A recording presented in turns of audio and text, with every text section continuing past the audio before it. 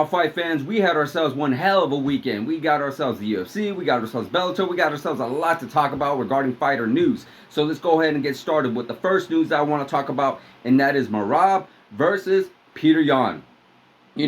Good God, was that a performance by Merab? Merab literally just pretty much destroyed Peter Yan. Peter Yan looked nothing like the way he was when he was champion. We got to remember, Peter Yan was one hell of a tough fighter. Tough fighter. I'm talking, he was up there with by far one of the greatest of all time as far as bantamweights go. People were considering him. We saw the way he destroyed Jose Aldo, destroyed Uriah Faber. Had a really good first fight with Aljamain Sterling, except for that illegal knee that took place.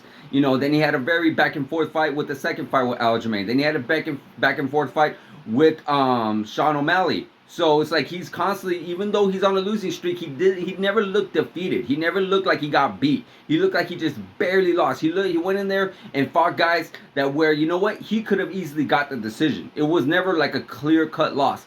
This right here from Merab was a clear-cut loss for Peter Yan. He completely destroyed him. He completely annihilated him. The guy had, I think, 48 takedown attempts, and 11 actually won. 11 of them that actually went through.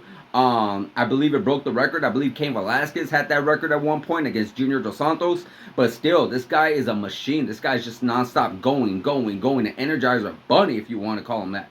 I mean, he is he is really, really one hell of a tough fighter. I'm talking about Merab. One hell of a tough fighter. And, the division is just stacked and wide open for him. And right now, what we're talking about as far as who is next, we hear him back and forth because his training partner, it just so happens to be the bantamweight champion of the world. So that's very interesting in itself. That's something that's like, I think they both talked about how they don't want to fight each other. How the Aljamain's willing to go up to 145. That's actually something that he actually wants to do, is go up to 145. But yeah, I don't think these two guys are going to fight. I think they're just two good friends. I don't see the potential of them making a big blockbuster payday. I remember back in the day when they wanted Kamaru Usman and Israel Adesanya to fight each other. Both different division champions and both really good friends, both from the same country. They wanted an extreme amount of money to fight each other, and they weren't going to get that money. So yeah, it's not going to happen. And I don't see Aljamain Sterling and Merab ever getting that kind of payday because it doesn't scream box office.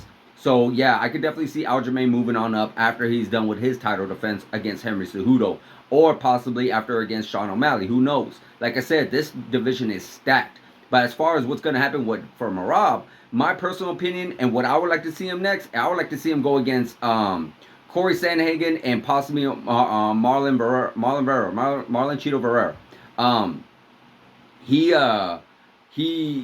These guys are going against each other later on this month. I believe it's on the 25th. It's on a Saturday. Those two, Vera and Chito Vera and Sandhagen are going to be locking the cage up together, and they're going to be duking it out and, see what happens out of that. I would possibly tell Merab, or, I would like someone to tell Merab, go after the winner of that, because I personally do not see Sean O'Malley, because right now I feel like Sean O'Malley is up next for the title shot. I feel Sean O'Malley is the #1 contender right now.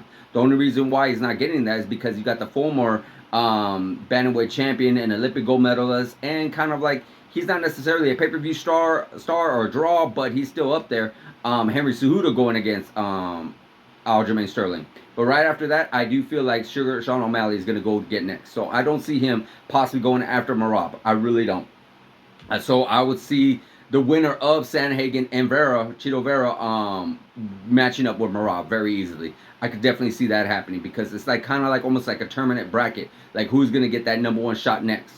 Now, after that is done, takes place, if that does take place, that could actually also possibly be for a title shot. Not title shot, but actually for the championship belt altogether when these two guys lock up, because who knows when that is actually going to happen, because you got Aljamain Sterling going against Henry Cejudo in May. Then you got Sandhagen and Chito Vera going against each other in March 25th.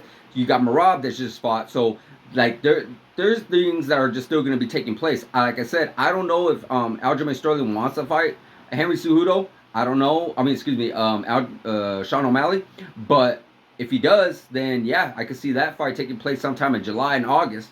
And by the time the bantamweight strap could be vacated, these guys could match up sometime after that. You know, the winner of Vera and Sanhagen and Merab. Those two guys could be fighting be fighting for the undisputed strap with each other. So who knows what could happen? Like I said, this division is stacked. This division is on fire. It's by far one of the most exciting divisions in the UFC right now. Now, as far as Peter Yan goes, we don't know what we're going to do with him. You know, Peter Yan, he's one hell of a fighter. You know, he's had one hell of a career so far. He's had some very unfortunate losses, but what do you do with him next? Well, you got a jam-packed stacked division right now, and the best thing I could see him go for and possibly match up with would possibly be Dominic Cruz, because Dominic Cruz still has a name. Dominic Cruz is still very dangerous. Dominic Cruz is still, like, you know, a legend in the game. You know, so if Dominic Cruz is really trying to go after that belt, he did himself have one hell of a devastating loss to Chito Vera. So, you know, this could actually be a really good step up for Dominic Cruz to go against a